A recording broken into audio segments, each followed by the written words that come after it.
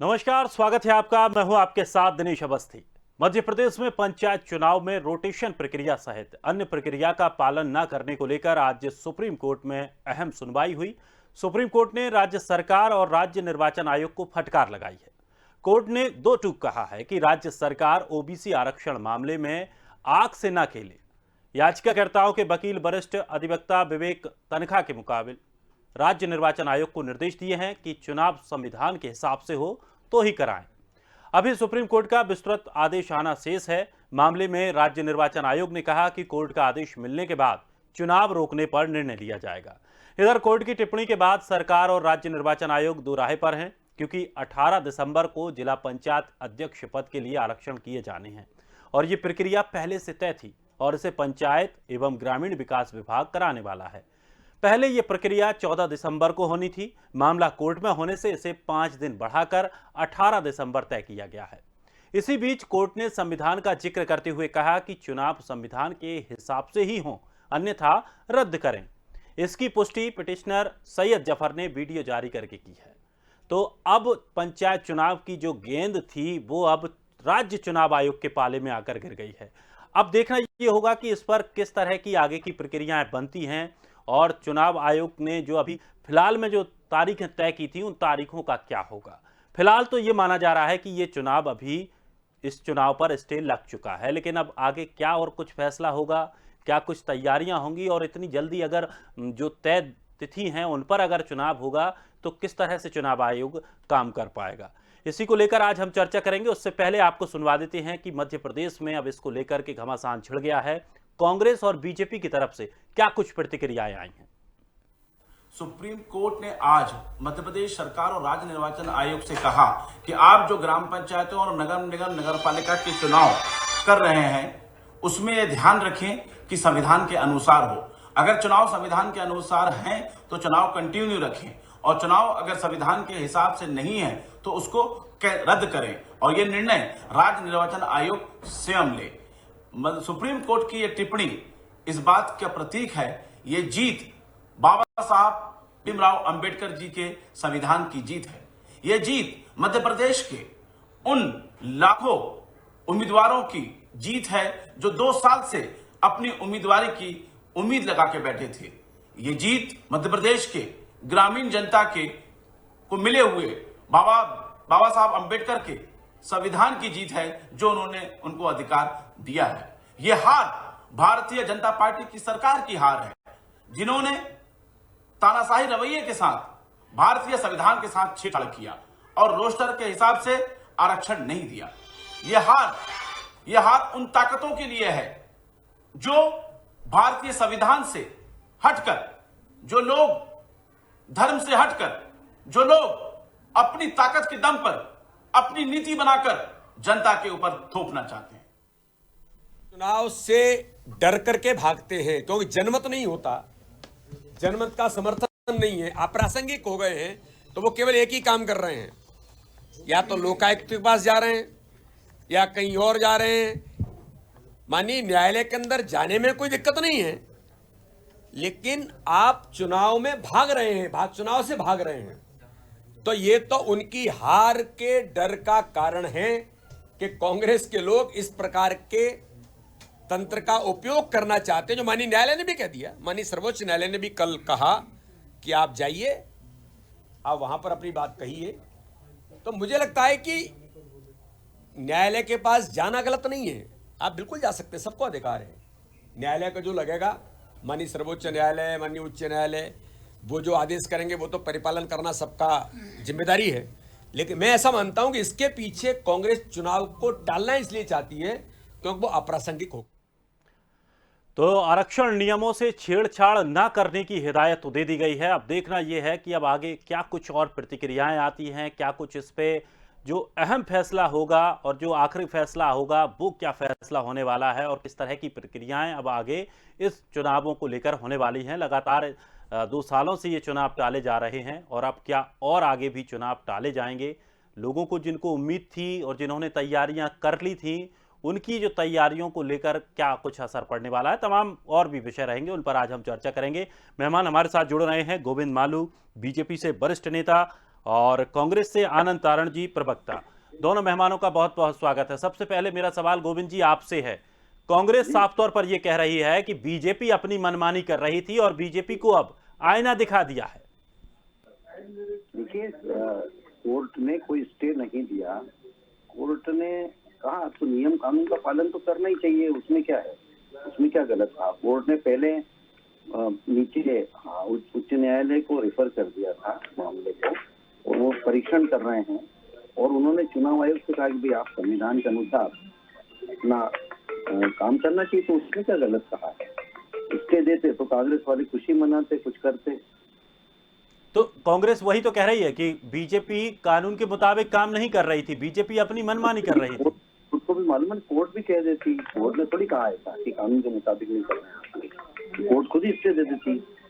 करना चाहिए तो सब कहेंगे, आप हम सब कहेंगे, कौन कहेगा कानून के हिसाब से नहीं करना चाहिए।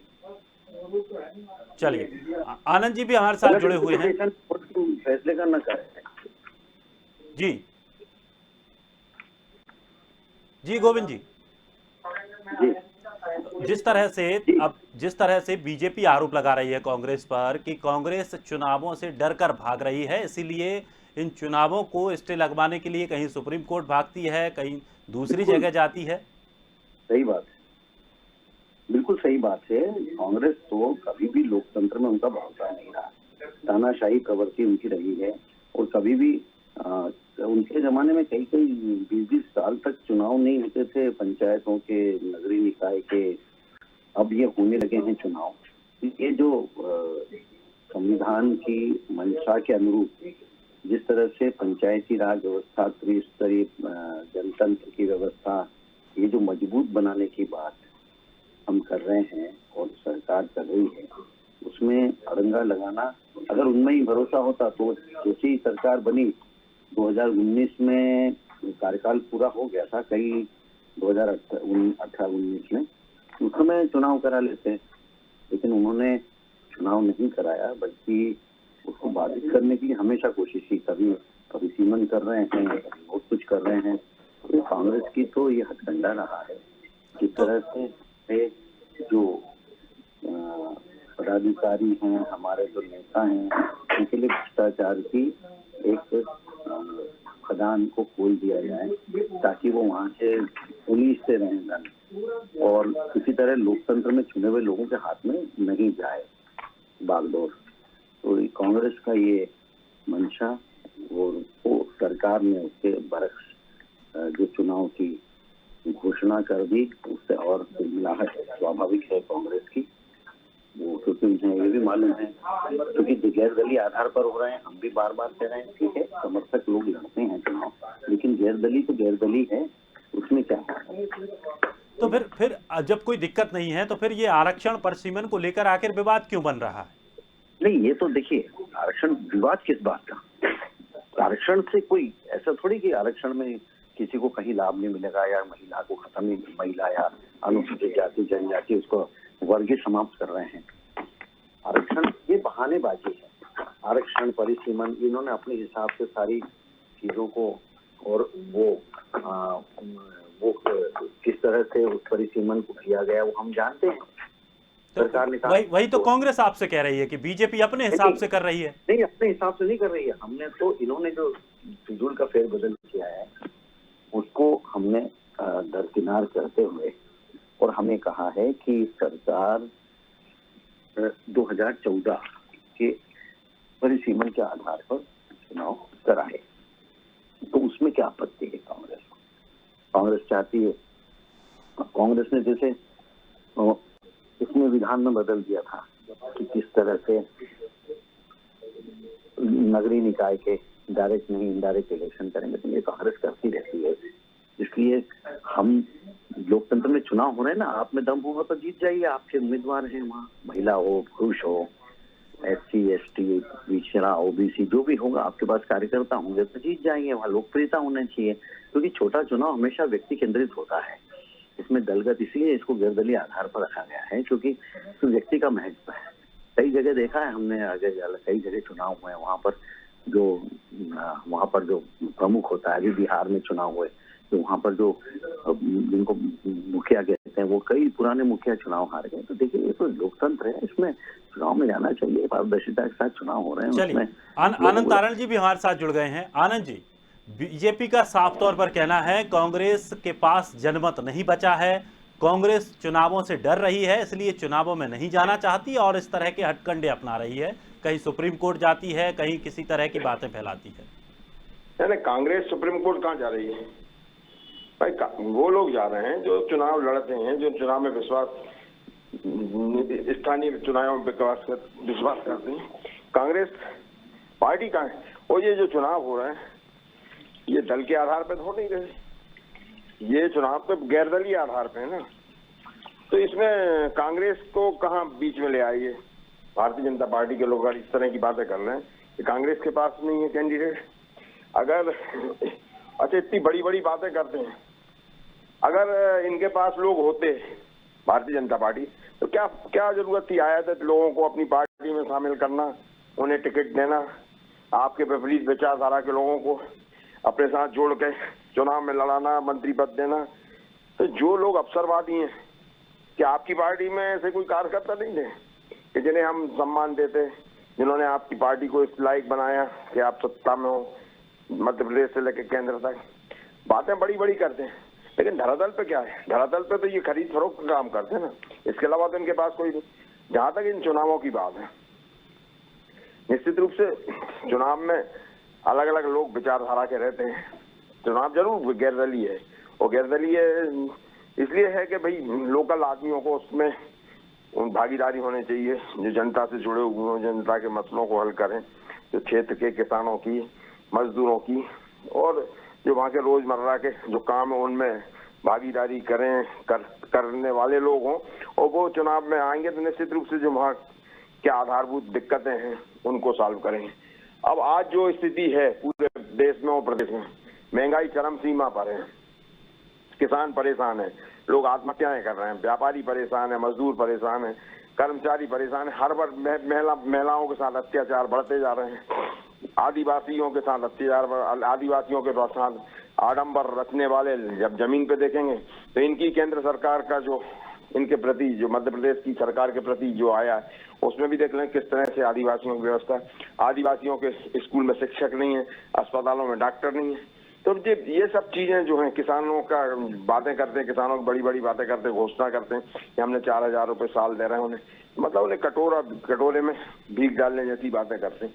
तो ये जो भूल रहे हैं कि अब जो चुनाव होंगे निश्चित रूप से जनता इन सब चीजों को देख रही है, इन सब बातों को देख रही है और गंभीरता के साथ देख रही है। आज जनता त्राहिमाम कर रही है, चारों तरफ से परेशान है। तो क्या इन बीजेपी वाले ये मान रहे हैं कि वो हम उन्हें वोट दे देंगे? ये बड़ी शर्मनाक बात है। और ये भाजपा वालों ने जो चुनाव करवाने की बात करी थी, भाई संवैधानिक व्यवस्था पे क्यों नहीं करवा रहा? क्या कारण था कि लोगों को अदालत की शरण में जाना पड़ा? अब आरोप कांग्रेस के ऊपर लगा रहे हैं। भाई जनता के लोग हैं, जनता की जब सुनी नहीं जाएगी, जनता के हितों की रक्षा नहीं करेंगे, आप 19 के उसको आपने जो विधानसभा में पारित हुआ उसको खत्म करके एक अध्यादेश लाके और उसको लागू कर, इस तरह की जो व्यवस्थाएं करी, खुद चाहते नहीं है, व्यवस्थाएं आपके पास है नहीं, सरकार के पास व्यवस्था है नहीं चुनाव कराने की। ये सब जो लीपापोती हो रही है, ये चाह रहे हैं कि स्टे आ जाए और हम बच जाएं। निश्चित रूप से आज भारतीय जनता पार्टी के लोग केवल और केवल सत्ता की राजनीति करना चाहते हैं। सत्ता के लिए वो किसी भी स्तर पर उतर जाते हैं और कुछ भी कर गुजरने के लिए तैयार हो जाते हैं, लेकिन जनता इनको बहुत अच्छी तरह से देख चुकी, परख चुकी, और आने वाले समय में इनको इस तमाम चीजों का माकूल जवाब मिलेगा।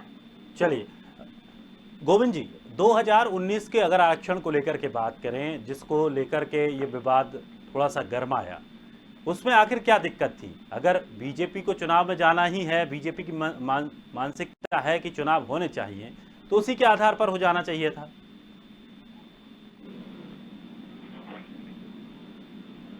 गोविंद जी, आप तक आवाज पहुंच रही है मेरी? चलिए पुनः जुड़ने की हम कोशिश करेंगे। 2014 से हो रहे हैं तो क्या दिक्कत है? मुझे ये समझ में नहीं आता।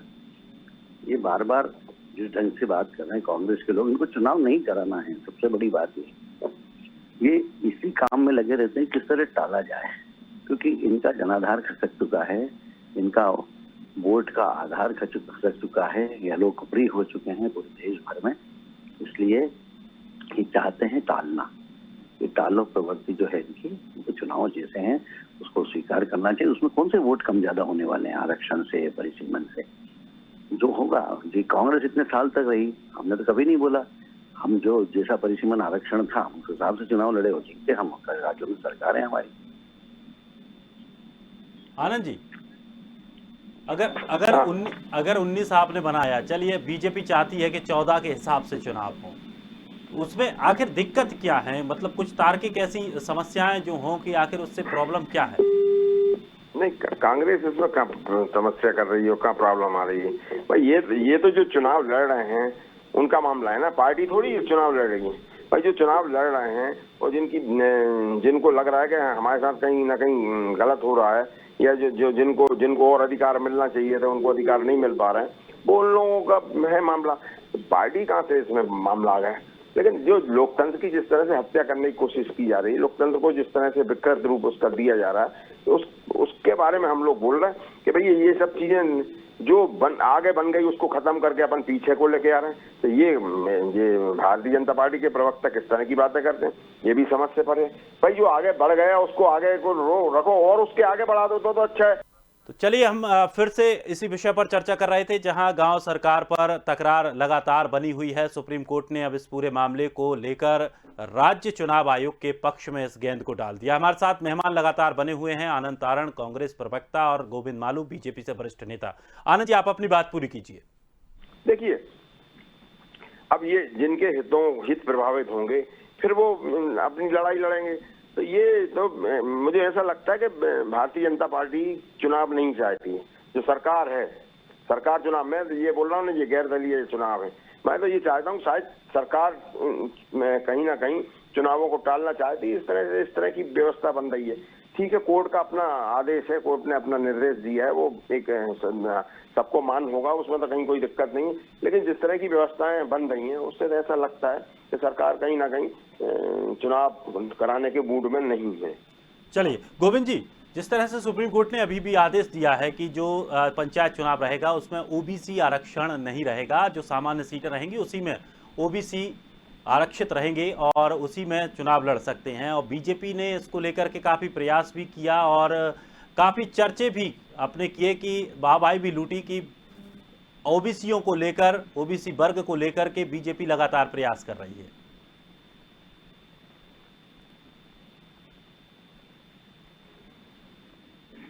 के आरक्षण को लेकर भी कांग्रेस ने कई सारी राजनीति की और अपना चेहरा उजला करने की कोशिश की। उन्होंने कभी भी आरक्षण का लाभ वास्तव में मिले उस वर्ग को, उसकी कभी कोशिश नहीं की भारतीय जनता पार्टी ने की। और मैं बार बार ये कह रहा हूँ कि चुनाव हो जाने दीजिए, सब दूध का दूध पानी का पानी हो जाएगा। और इसके लिए अड़ंगेबाजी, पहले कह रहे हैं कोर्ट नहीं जाएंगे, फिर कोर्ट चले गए इनके नेता, अब कहते हैं वो व्यक्तिगत उसमें कैपेसिटी में गए, फिर कहते हैं कि हम कांग्रेस तो जाएगी नहीं। इस तरह की जो हथकंडे हैं जनता सब समझ। कांग्रेस ने कब बोला कांग्रेस जाएगी? कांग्रेस ने कभी नहीं बोला कांग्रेस जाएगी। हाँ, तो यही तो मैं कह रहा हूँ, कांग्रेस नहीं जाएगी और कांग्रेस गई। नहीं, कांग्रेस कहाँ गई है बताइए ना, कहाँ गई है? कांग्रेस ही गई और कौन गया?